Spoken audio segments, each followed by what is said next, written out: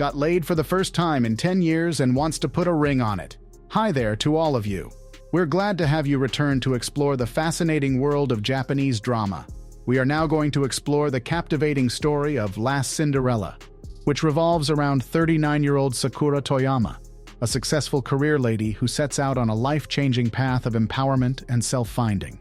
The drama begins with Sakura exiting the bathroom while simultaneously talking on the phone when she is startled by Hiroto Saeki, a younger and handsome man. Hiroto immediately grabs Sakura and kisses her passionately, with Sakura not give back with as much enthusiasm. As the two break the kiss, Hiroto asks Sakura if she has eaten pizza, to which Sakura nods. The two share a smile and Sakura immediately turns back into the washroom saying that she needs to brush her teeth. However, Hiroto is quicker and grabs her again. He pushes her against the kitchen shelf and the two kiss again. Sakura taps him multiple times and once they break off, asks Hiroto what has gotten into him. Hiroto does not give her a reply in the form of words, rather starts her by picking her up despite her wails and takes her to bed. Hiroto removes his shirt after sharing a brief yet passionate kiss, and then kisses Sakura again. He unbuttons her sweater and removes it, revealing her tank top beneath. Now Sakura too starts to give back to Hiroto's ministrations, and they both kiss passionately. The scene changes to the next morning, when Sakura wakes up in Hiroto's arms, who is already awake and watching her. She turns into his arms, giggling, and the two share an energetic smile, which is interrupted by the loud alarm of the clock on the side table. Sakura turns it off, and with a big smile tells Hiroto it is the first time that she does not want to go to her work, meaning she wants to spend more time with him. Hiroto tells her he'll be waiting for her and asks if he can stay at her place, to which she agrees without any objections. Hiroto tells her to work hard at her work and snuggles into her, smiling. The two appear totally in love with each other. Sakura bids farewell to Hiroto and starts getting up when she is pulled back into bed by him. She giggles as both kiss once more, and the scene shifts again to show the underside of an inverted Sakura's feet. On one foot are tattooed the following words: "Which one would you choose between business and romance?" But of course, romance. As Sakura opens the door of her apartment and is about to leave, Hiroto wants to kiss her again, but they are interrupted by her neighbor, another young man, exiting his apartment at the same time. The other young man looks at them both very strangely, and Sakura leaves. The scene then shifts to Hiroto, performing stunts with his bicycle. When he stops, two of his friends wave to him and call him over. One of them tells him about his friend who lives in America and says that he should come there now when he's of a young age for better opportunities. Hiroto's friend tells him that his friend is of the opinion that he should live in America, participate in events, and perform stunts there. Hiroto seems to be very happy for his friend and tells him that it's a great idea. However, Hiroto's friend asks him to come along. This is a shock for Hiroto, who does not understand what he is talking about. His friend further explains that when he told his American friend about Hiroto, who had won the regional tournament, his friend told him to bring Hiroto along.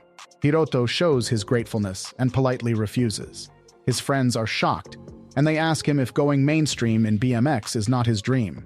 To this, Hiroto answers that even though he loves riding bikes, for now, he wants to do something to earn money.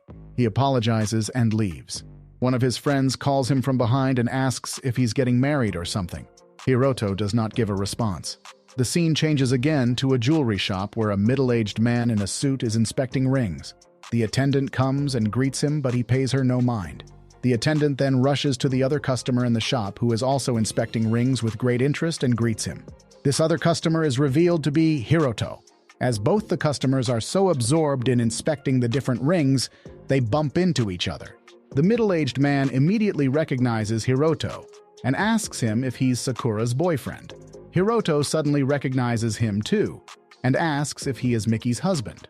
The two greet each other, and the older man immediately says that it's a strange coincidence to run into Hiroto at a jewelry shop, and asks Hiroto if he's going to propose to Sakura. Hiroto does not deny or agree, but says that he has never been to such a place before, so he was just having a look around. The older man goes back to inspecting the rings, and Hiroto wants to ask him something. The older man tells him to ask away. Hiroto asks why the older man decided to marry his wife. The other man laughs and says that he wants to live with her for the rest of his life. He immediately reveals that's just joking, and that's not the case. The older man then takes Hiroto to the other side of the shop and shows him a ring that is really beautiful, albeit a bit clunky.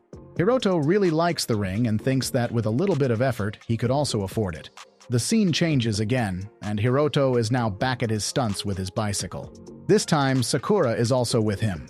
She tells him that it really frightened her when she started watching his stunts at first, but now she's starting to feel awesome about it. When Hiroto does a cool move, she opens a bottle of water and hands it to Hiroto, who thanks her in return.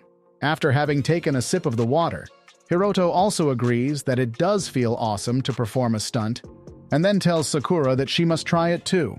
Sakura protests and says she's frightened of riding a normal bike, let alone performing a stunt with one.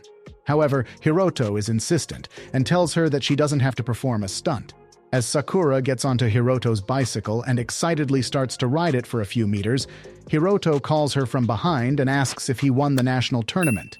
Would she marry him? This sudden question of such a magnitude shocks Sakura, and she gets off the bicycle, somewhat entranced. Hiroto takes the ring he got from the jewelry shop out of his jacket and runs to Sakura. Sakura stares at him with shock, but Hiroto says that if he wins the tournament and she agrees to marry him, then he will gladly put away his bicycle as a hobby and find a real job. Sakura is dumbstruck at this sudden development.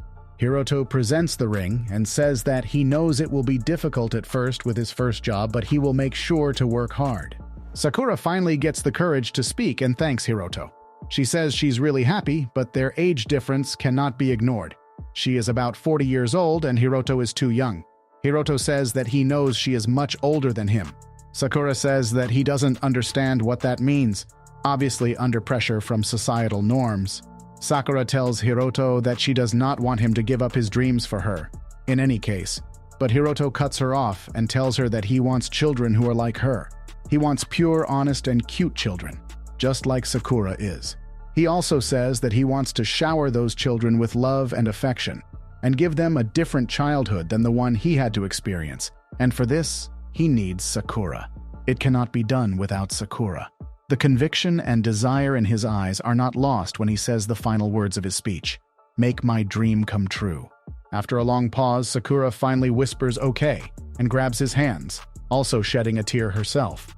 Hiroto looks at her dumbfounded and shocked for a moment as if she is a goddess descended from the sky. He then laughs with happiness and almost falls to the floor. The two hug each other and the curtain drops. Do not forget to subscribe to our channel and hit the bell button. Also like, share, and comment on the video, and keep coming back if you're into more of such recaps.